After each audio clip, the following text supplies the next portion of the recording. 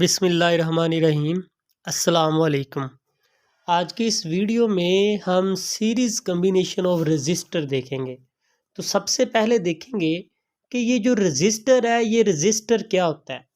तो रजिस्टर हम कुछ इस तरह से एक सर्किट में रजिस्टर यूज़ करते हैं। ये रजिस्टर का एक साइन होता है।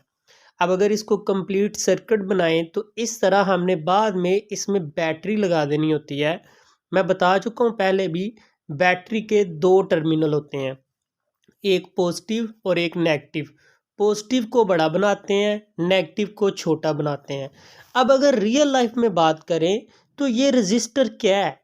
ये रजिस्टर कोई भी चीज़ हो सकती है। ये घर में लगा हुआ पंखा, फ्रिज, एसी, हीटर, लैंप, कुछ भी हो सकता है। मान लो आपने ये लगाया हुआ है हीटर, तो वो अगर बिजली वाला हीटर है तो तभी चलेगा अगर उसे पीछे से करंट मिलेगा, तो ये बैटरी उसको करंट देगी। तो बेसिकली ये रजिस्टर क्या होते हैं, हमारे घरों में जितनी भी अप्लायंसेस हैं वो एक रजिस्टर की तरह ही काम करती हैं।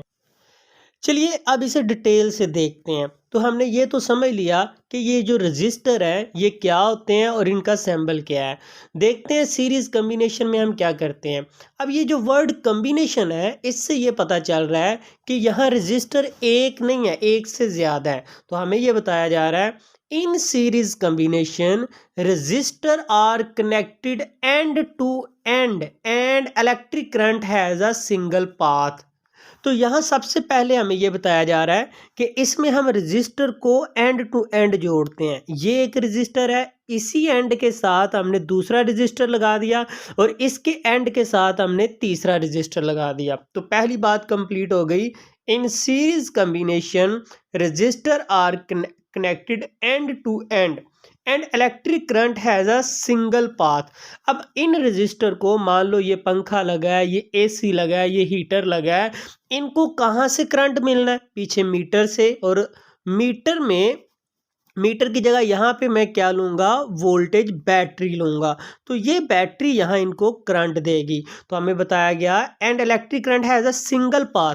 भाई अगर करंट ने जाना है तो करंट के पास एक ही रास्ता है जाने का, इधर से ही जाएगी और ये वापस आएगी। करंट के पास कोई दूसरा रास्ता नहीं। आगे हमें ये कहता है this mean current passing each resistor same. तो हमें ये कह रहा है कि हर रजिस्टर में करंट सेम गुजर रहा है। तो चलिए इसको थोड़ा डिटेल से देखते हैं। पहले तो हमारे पास ये डायग्राम रहेगी। ये रजिस्टर 1 है, ये R2 है, ये R3 है और इस रजिस्टर को कुछ वोल्टेज मिल रहे होंगे, इसको भी कुछ मिल रहे होंगे, इसको भी कुछ मिल रहे होंगे। कहाँ से मिल रहे होंगे, इस बैटरी से मिल रहे होंगे। चलिए अब हमें ये कहा जा रहा है this mean current passing in each resistor same, कि इसमें हर एक में से करंट सेम गुजर रहा है। तो उसके लिए मैं आपको यहाँ ये दिखाता हूँ। ये आप एनिमेशन देख पा रहे हैं। इसमें अगर आप देखें तो आपको एरो छोटे छोटे मूव होते नजर आ रहे हैं। बेसिकली ये अगर हम रजिस्टर सर्किट या वायर की बात करें तो उसमें ये इलेक्ट्रॉन होते हैं। तो इस तरह आप देख पा रहे हैं कि इनके पास जाने का एक ही रास्ता है। तो यहाँ से हमें ये पता चला कि जो करंट है उसके this mean current passing in each resistor same. जितनी करंट इसमें से गुजर रही है उतनी ही इसमें से गुजरेगी और उतनी ही इसमें से गुजरेगी। हर रजिस्टर में करंट सेम है। तो जब करंट सेम है तो इसका मतलब हुआ, करंट को हम रिप्रेजेंट करते हैं I से। तो ये मतलब हुआ कि R1 का करंट, R2 का करंट और R3 का करंट सारे इक्वल है। तो हम इस तरह से स्टेटमेंट बन गई। अब नेक्स्ट अगर हम बैटरी की बात करें तो इसमें हम देख पा रहे हैं the total voltage divide in among register. मतलब कि ये जो टोटल वोल्टेज है ये बैटरी हमने लगाई है, मान लो 9 वोल्टेज की हमने बैटरी लगाई है। ये 9 वोल्टेज इन तीनों में डिवाइड हो जाएंगे। इसको कुछ वोल्टेज मिल जाएंगे, इसको कुछ वोल्टेज मिल जाएंगे और इसको कुछ वोल्टेज मिल जाएंगे। अब कुछ को हमने वोल्टेज ज़्यादा देने होते हैं, कुछ को कम, क्योंकि किसी की रेजिस्टेंस ज़्यादा होती है किसी की कम, तो उनके हिसाब से हमने वोल्टेज देने होते हैं ताकि आसानी से करंट गुजर सके। अब वोल्टेज अगर मुझे टोटल वोल्टेज निकालने हैं कि ये टोटल वोल्टेज कितने थे, तो इन सब के वोल्टेज को मुझे क्या करना पड़ेगा, प्लस करना पड़ेगा। मतलब R1 के वोल्टेज को बोलेंगे अब V1, R2 के को V2 और R3 के V3, तो इन सब को प्लस करेंगे तो हमारे पास टोटल वोल्टेज निकल के आ जाएंगे। तो चलिए अब देखते हैं, मान लो इस तरह से हमारे पास 9 वोल्टेज की ये बैटरी लगी है, 1 वोल्टेज हमने R1 को दे दिया, 2 वोल्टेज हमने R2 को दे दिए, 6 वोल्टेज हमने R3 को दे दिए। टोटल करोगे तो आपके पास 9 निकल के आ जाएंगे। तो होप सो यहाँ वोल्टेज की भी आपको समझ आ गई। अब हमने क्या करना है, जब भी करंट और वोल्टेज का जिक्र हो तो हमारे पास ओहम लॉ आ जाता है। ओहम लॉ ने क्या बताया था कि वोल्टेज डायरेक्टली प्रोपोर्शनल आई, मतलब जितना वोल्टेज दोगे करंट उतना ही ज्यादा आएगा। तो अब आपने ये नहीं समझना कि सर फिर इस रजिस्टर की अगर बात की जाए तो इसको 6 वोल्टेज दे रहे हैं तो इसका मतलब है इसमें करंट ज्यादा गुजरेगा, नहीं, क्योंकि इसकी रेजिस्टेंस भी ज्यादा है। रेजिस्टेंस मतलब होता है रिकवर्ड। तो इसका हमारे पास फार्मूला होता है V is equal I R. तो अगर हम देखें यहां इसकी बात करें तो इसका R ज्यादा होने से इसमें करंट का लेवल कम हो जाएगा। कम कितना, मतलब जितना इसमें गुजर रहा है, जितना इसमें गुजर रहा है उतना ही इसमें गुजरेगा। तो इसलिए हमारे पास V किसके इक्वल है, V is equal I R के।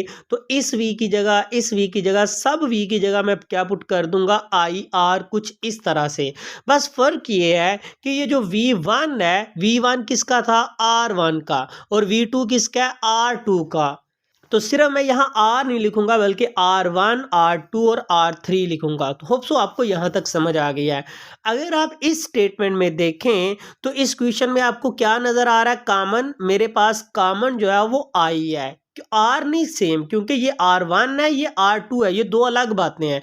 तो जो कॉमन है मैंने वो I ले लिया, तो यहाँ I मल्टीप्लाई हो रहा है, दूसरी तरफ जाके इस तरह से डिवाइड हो जाएगा। आई से क्या हो जाएगा, कैंसिल हो जाएगा। तो हमारे पास फाइनल आंसर बचा R E Q equal R1 plus R2 R3। अब क्वेश्चन ये है कि यहाँ आर ई क्यों आया। ये जो ई क्यू है ना, ये इक्विवेलेंस को शो कर रहा है। तो ये हमें ये बता रहा है कि इस टोटल सर्किट की जो रेजिस्टेंस है वो इसके इक्वल है। मतलब इसकी रेजिस्टेंस और इसकी रेजिस्टेंस तीनों को प्लस करेंगे तो इक्विवेलेंस रेजिस्टेंस हमारे पास आ जाएगी।